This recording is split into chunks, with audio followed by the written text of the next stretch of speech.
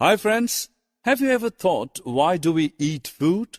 Yes, of course, because they are delicious and are the source of energy. In this module, we are going to study about different food items that we eat. Objectives. Dear friends, at the end of this lesson, you'll be able to list nutrients and detect carbohydrate, proteins, and fats in the food items. You will also be able to describe different vitamins with their roles and discuss the importance of minerals in the body. In addition to this, you will also be able to explain the importance of dietary fibers and water in the body, explain the importance of balanced diet, and define deficiency diseases. Friends, we get excited when our mother cooks delicious food for us like dal, roti, sambar, idli, rice, etc. You might have noticed that after having food, we feel energetic and can perform various activities. Do you know the reason behind this? Food is actually a source of energy and body-building material that we need to move on, keep ourselves warm, and to develop or sustain and improve our health.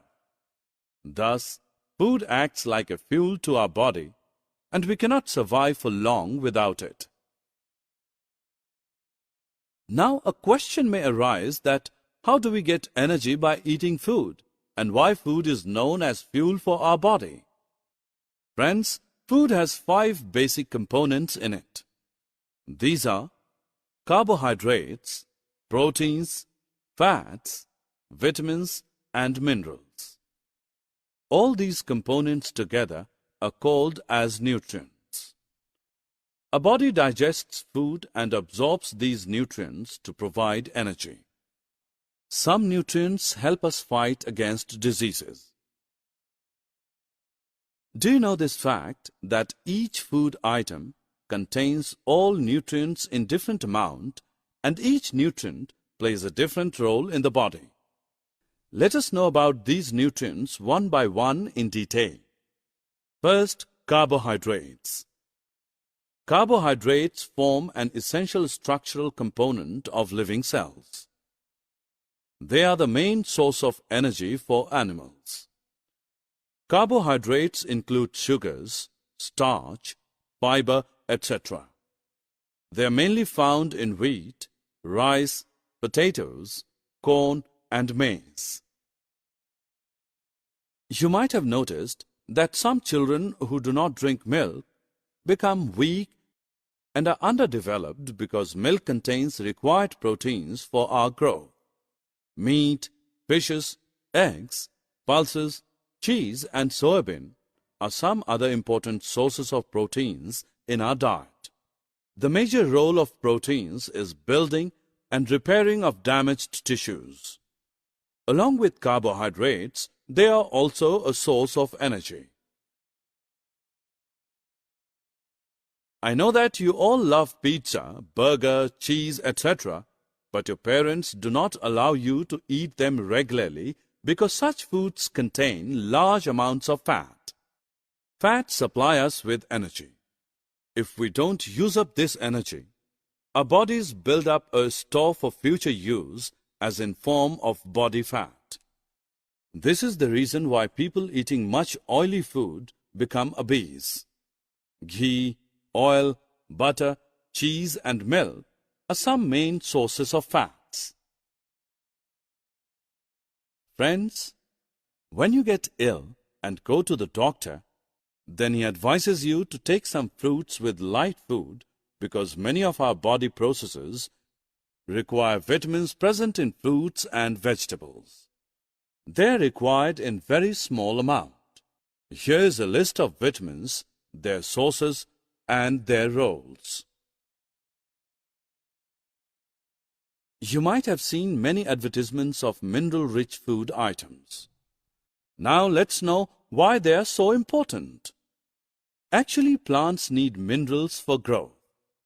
Besides this, A body also requires minerals in small quantities for all the chemical processes. Potassium, calcium, iron, etc. are some common examples of these minerals. Let us know more about the sources and the role of these minerals using the next table. Dear friends, do you know that besides nutrients, dietary fiber also play an important role in our body? They are usually known as roughage. You need to know that roughage does not provide any nutrition to our body, but adds bulk. They are found only in plants, pulses, potato, fresh fruits and vegetables as the main sources of roughage. This helps our body to get rid of the undigested food. Now let us know about water, which is also an important constituent of our food. Our body gets most of the water in the form of liquid. In addition, we also add water while cooking the food. Water helps our body to absorb nutrients from the food. It is also helpful in throwing out some wastes from body as urine and sweat. As we know that all kinds of foods do not contain all the components. Our meals should have a balance of the different nutrients that our body needs for growing and maintaining good health. Such a diet is called a balanced diet. In other words, we can say that a balanced diet includes all the nutrients that our body requires in proper quantities. So we should accept the fact that having a balanced diet is the best way to live a healthy life.